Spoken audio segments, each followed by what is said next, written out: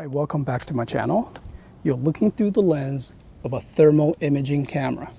It has a wide range of applications, including finding water leaks, identifying insulation problems, or checking electronic components. Please like and subscribe to support my channel. Thank you. I built this mounting plate, making it easier to do the review, and it's more stable. I can zoom in and out. I hope the stabilized video gives you a pleasant watching experience. You'll be surprised to see what this device can do, and it will be able to pay for itself on the long run. It has a large 3.5-inch touch-sensitive screen and a rotatable lens, making it a lot easier to carry it like this, pointing forward and facing the camera. The screen rotates automatically in portrait mode. The first one is a regular digital camera. The one in the middle is the infrared camera. The third one is a flashlight. It can be mounted on a little tripod ball head thanks to its 1/4-inch adapter. The Type-C charging port is on the side, and there's a lanyard hole. There's an on-off switch to turn off the screen, or long press and hold to turn it off or on. It's highly sensitive. Check this out. That print of my palm was created 30 seconds ago. Let's try another one. Let me take this setup and give you a tour, see some of the interesting things through the lens of this camera. It has 240 by 180 resolution, which is considered to be very high among thermal imaging cameras. I would consider this a prosumer grade. As you can see, the USB Type-C hubs are really heating up. I can see a very detailed thermal imaging of the MacBook Pro, with its center being the hottest. The LG 4K monitor clearly has its LED lighting module positioned at the bottom. There is a window air conditioning unit on my right-hand side. I have the temperature set at 78 degrees Fahrenheit, but the air coming out from the vent is marked as 45 degrees Fahrenheit. Let me explain the readings on the screen a little bit. It is full of useful information. The maximum and the minimum temperature reading is available at the left corner of the screen.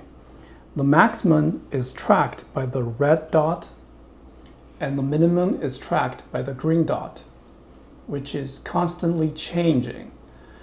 The screen has a 20 Hz refresh rate, so it can track fast moving objects. In this case, we can see the LG 4K monitor.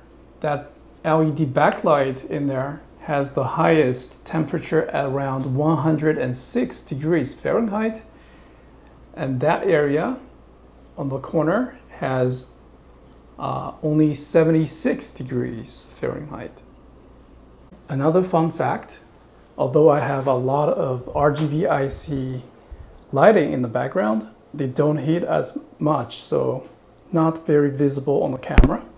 However, my own reflection from the stainless steel pegboard is highly visible, and my temperature can also be measured by the reflection, which I found very interesting. Now let's take a look at the power outlets. I have lots of power adapters connected. In this case, they all heat up and they're hotter than the surrounding area. I can charge it and use it at the same time, so I'm going to supply external power to it using a battery bank. This is my bathroom. we can see someone just took a hot shower.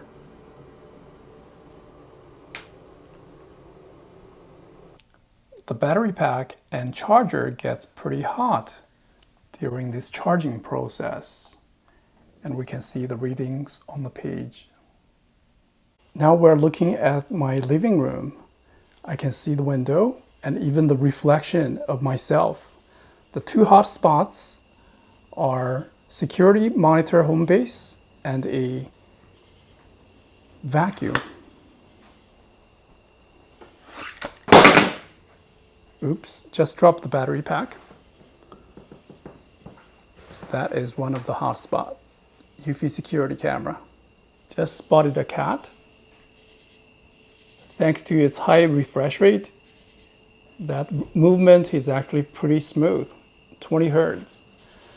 And the outside temperature is 72.5, and the inside is 79 degrees.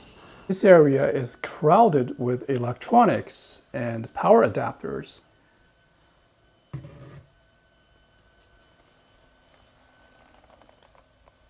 This is my basement. We can see this wall is hotter than the rest because there's a water heater in the back. This is what's behind the wall. My HVAC system, the furnace, and the water heater. We can see the pipe. That's the hot water. And its ignition system. It's going to be very useful troubleshooting these air conditioning system leaking. That's the exhaust of the water heater. Although the temperature difference is small at around 10 degrees, but we can still see the contrast. The insulation of this corner is not the best. It may cause more energy consumption during wintertime or during summer. So it's a good idea to beef up the insulation. Speaking of insulation, the issue can be quickly identified and visualized with this tool. That's the access point to the attic. The insulation is not the best. Although the difference is small, it should be fixed in winter, so we will spend less money heating up the house. Finally, let's take a look at all these menu options on the right side. I guess the most frequently used feature is the camera. So we can use it to take a snapshot, which will be saved to its internal 16 GB storage. And we can turn on or off the flashlight in the back of the camera. We can also browse the gallery, which will automatically turn to the portrait mode. From the settings, we can take a quick look at the gain switch. It has supports a wide range of detection. So normally, I think the first option is good enough. Then temperature alarm, hotspot, image capture, automatic power off, set to 20 minutes. And we also got the color palettes to change it to black and white, for example. I found the default mode the most useful, so I use this one more often. And the image overlay mode can reveal the true digital camera image or the overlaid picture or the fusion, I guess. Normally, of course, I just use this one. And the measuring mode, where these digits can be removed, the maximum and mini, if you need the minimum distraction. I guess this is what you want. And of course, let's bring out the maximum dot. Yeah. I really don't mind more information on the page. Okay, coming back here, it is also worth mentioning under system, the system USB mode, It can be used as a USB storage, of course. USB camera is also possible. Imagine having a Zoom conference using the thermal image camera. And format SD card. The screen brightness, of course, is gonna impact battery life. The unit, so we can change it to Celsius, Fahrenheit, or Kelvin. Meter or foot. I'm gonna use foot since I'm in the US. The language, date and time,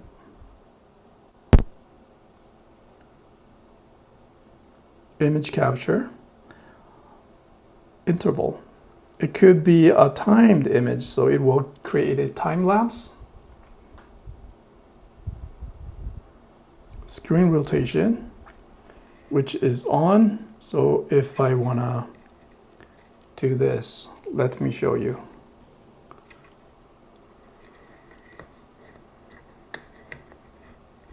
Oops.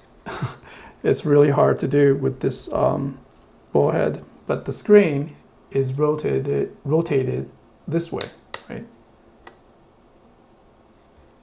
So that's a really cool feature. Now it's horizontal again. We're in portrait mode. All right, thank you very much for watching. Hope you find this review helpful.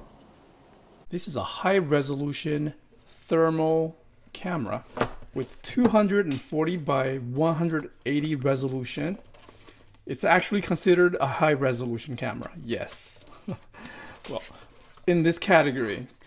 And it's a, well, looks like there's a large screen. Peel off camera cover.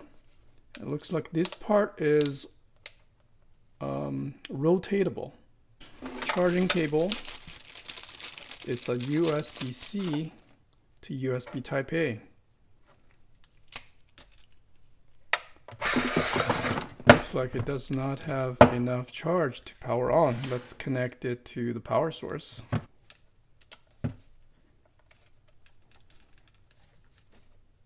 A lanyard hole, 1/4-inch adapter, so it can be mounted onto the tripod. Let's see now if can it be powered on. Looks like the screen is on. Yes, it is on. Okay, so that's good news. It can be charged when you're using it. So 5 volts, 1.4 amps. So that's around 6 watts of battery of charging speed. Looks like it is still initializing. Actually says initializing. Okay. Interesting. The charger is obviously hotter. Yes. And the cable too. Well, without this camera, I won't be able to know there's a hotspot in there. And if I align, I can get it 82 degrees. 82. Then there's a max 84, 87. And the charging speed is still the same. That's interesting. Thanks for watching. Please like and subscribe. Setting.